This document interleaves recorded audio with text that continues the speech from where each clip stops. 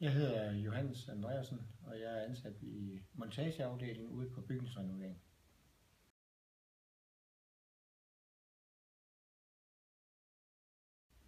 Det bedste har nok været, at vi har haft mulighed for at få nogle åbne snakke kolleger imellem, og vi har haft nogle gode oplæg til lidt snak og debat.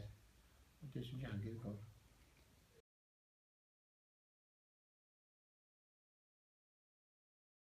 Ja, jeg har et håb og en tro på, at der vil ske en ny udvikling, at vi netop får tid og mulighed for at sætte borgerne mere i centrum, end vi har haft tidligere.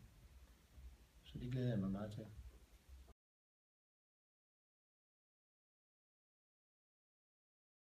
Jeg tror på, at det bliver godt det her.